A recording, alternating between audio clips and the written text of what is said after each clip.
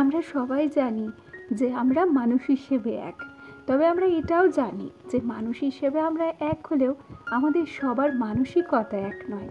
আমাদের যেমন পছন্দ অপছন্দ আলাদা, ঠিক তেমনই আমাদের ভাবনা চিন্তাগুলোও কিন্তু আলাদা, তাই না? আচ্ছা, অনেক গল্প অনেক কথা হবে তোমাদের সঙ্গে। তার আগে চলো নিজের পরিচয়টা আগে দিয়ে নিই। নমস্কার, কেমন আছো সবাই? আশা করছি সবাই ভালো আছো, আর আমরাও বেশ ভালো আছি। আমি রিমি। আজকে আমার আরও একটি নতুন ব্লগে তোমাদের সবাইকে অনেক অনেক স্বাগত জানাই। খেয়াল করে দেখো, আজকের ব্লগটা শুরু করেছি আমি কিন্তু বাবার বাড়ি থেকে। ঘড়ির কাঁটায় এখন বাজছে মোটামুটি 8:30টার মতো। এটা তো বাবার বাড়ি, আমার তো নিজের সংসার হলে কখন উঠে পড়তাম। যেহেতু বাবার বাড়ি সেহেতু কাজ কর্ম কোনো কিচ্ছু নেই। আমরা প্রত্যেকেই বাবার বাড়িতে গেলে কেমন একটু অলস প্রকৃতির হয়ে যায়, তাই না? আচ্ছা, এখন আমি যখন ভয়েস ওভার দিচ্ছি তোমরা সাইড থেকে একরকম আওয়াজ শুনতে পাচ্ছ। সত্যি কথা বলি, মাঝে আমি বেশ কয়েকদিন ব্লগ আপলোড করতে পারছিলাম না। আমি জানি না যে আমার সঙ্গে কী সমস্যা হয়েছে।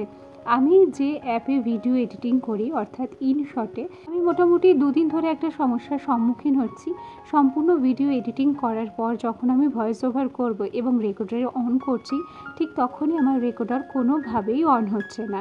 এক প্রকার কী করব কী না করব ভেবে পাচ্ছিলাম না। সেই জন্য জানো তো, গতকালকে তোমাদের সঙ্গে আমি কোনো ব্লগ শেয়ার করতে পারিনি। মোটামুটি গতকাল বিকেল থেকে আজকে পর্যন্ত আমি কিন্তু একটু ভয়েস ওভার দিতে পারিনি। কত চেষ্টা করেছি, কোনোভাবেই আমার রেকর্ডার অন হয়নি। শেষমেশ আমি জয়াদিকে ফোন করলাম।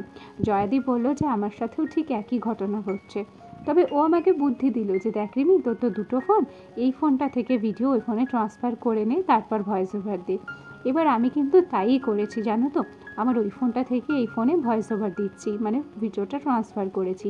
তবে এই ফোনে একটা সমস্যা হচ্ছে, কি বলো তো, এই ফোনে একটা আওয়াজ হচ্ছে। এই আওয়াজটা আমি কিন্তু চাইলেও কমাতে পারছি না।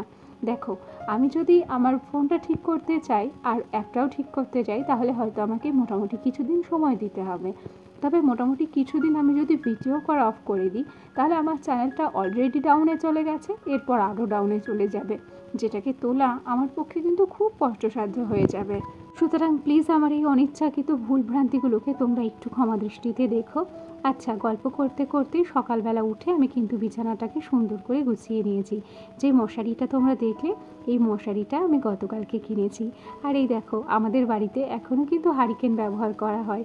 আর কি, যখন কারেন্ট চলে যায় তখন কিন্তু আমাদের হারিকেন এখনও জ্বালানো হয়। আগের দিনের কথা মনে পড়ে?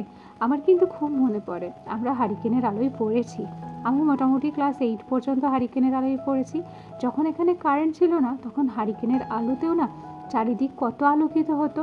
কিন্তু এখন দেখো, কারেন্ট এসে আমাদের প্রযুক্তি এতটাই উন্নত হয়েছে, সেই সাথে সাথে কিন্তু উন্নতির থেকে অবনতিও বেশি হয়েছে। 5 থেকে 10টা মিনিট যদি কারেন্ট না থাকে, তাহলে আমরা আর কোনো কিচ্ছু দেখতে পাই না। আচ্ছা, গল্প করতে করতে এই শাকগুলোকে তোমরা চিনতে পারছো? দেখো, প্রচুর পরিমাণ কুলেখাড়া শাক হয়েছে আমার মাসির বাড়ি, সেটাই একটু তোমাদের সঙ্গে শেয়ার করেছি। আর এখানে দেখো, আমাদের সিমেন্টের উনুনে, এটা মাটির উনুন নয় কিন্তু, সিমেন্টের উনুনে মা কিন্তু রান্না বসিয়ে দিয়েছে।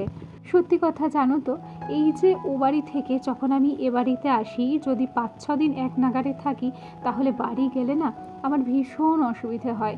আমার সমস্ত কাজকর্ম ও বাড়ি গেলে অগোছালো হয়ে যায়। কেন কি বলো তো, বাবার বাড়িতে তো কোনো রকম কোনো কাজ করতে হয় না।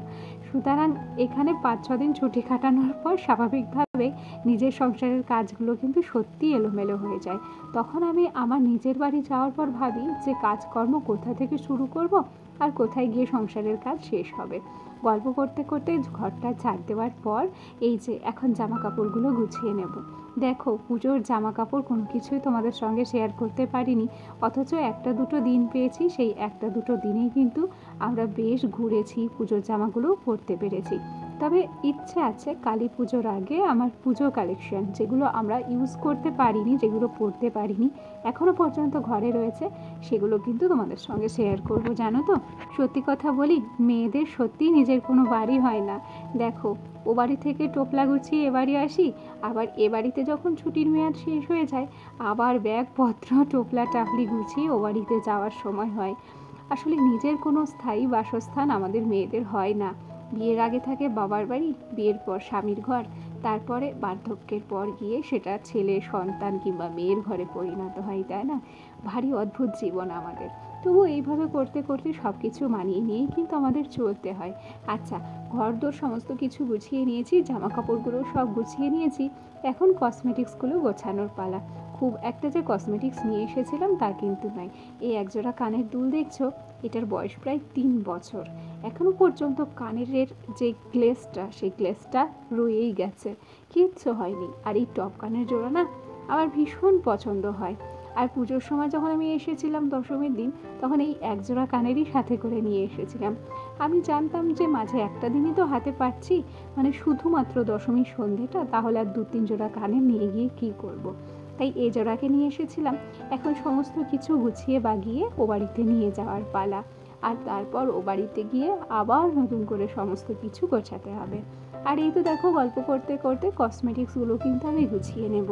আচ্ছা, ভিডিওর এ পর্যায়ে এসে গত পরশুদিন একটা দিদিভাই কমেন্ট করেছিলে, যত সম্ভব নাসরিন, আমার নামটা মনে নেই, তুমি কমেন্ট করেছিলে যে দিদিভাই তোমার ভিডিও আমার খুব ভালো লাগে, তোমার ভিডিও দেখে আমি কাজকর্ম করার জন্য এনার্জি পাই।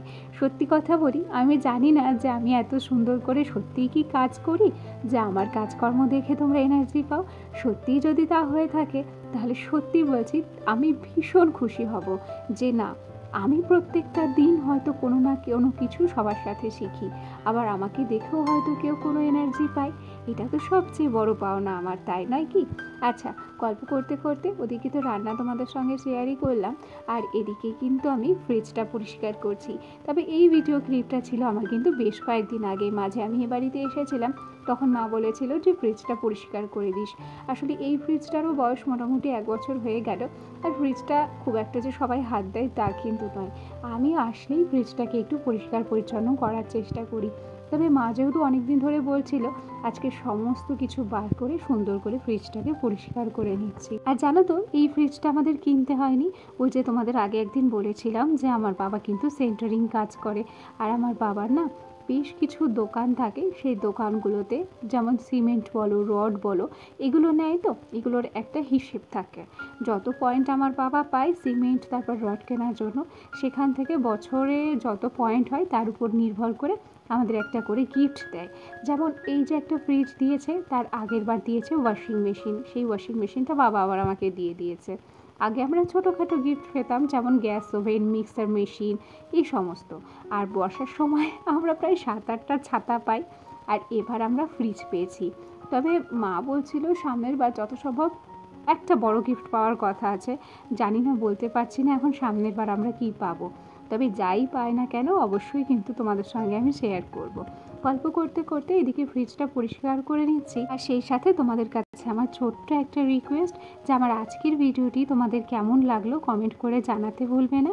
ভিডিওটি ভালো লাগলে প্লিজ একটা লাইক করে দিও, আর সেই সাথে আমার এই ছোট্ট পরিবারের একজন মিষ্টি সদস্য হয়ে আমার পাশে থেকে যেও। দেখো তো আমার ফ্রিজটা পরিষ্কার করার পর কেমন লাগছে, লাগছে না একদম নতুনের মতো? আমার কাছে তো নতুনের মতনই লাগছে। এবার তোমরা কমেন্টে জানিও যে সত্যি কি আমি পেরেছি ফ্রিজটাকে পরিষ্কার করতে। তোমাদের কমেন্টগুলো পড়তে আমার কিন্তু ভীষণ ভালো লাগে। আচ্ছা, এ পর্যায়ে আমরা সবাই মিলে বেরিয়ে পড়েছি। আজকে আমার কিন্তু ও বাড়িতে যাওয়ার পালা। আচ্ছা, আমার আজকের ভিডিওটি তাহলে কেমন লাগলো কমেন্টে জানাতে ভুলো না। আগামীকাল আবার দেখা হবে নতুন একটা ব্লগের সাথে। ততক্ষণ পর্যন্ত সবাই ভালো থেকো।